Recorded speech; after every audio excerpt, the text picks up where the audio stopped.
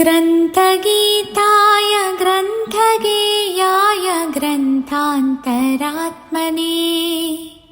गीतलीनाय गीताश्रयाय गीतवाद्यपटवे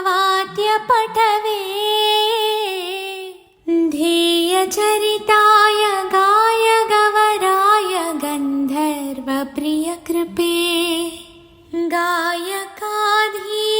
गायकाधीनविग्रहाय गङ्गाजलप्रणयवते गौरीस्तनन्दनाय गौरीहृदयनन्दनाय गौरभानुसुताय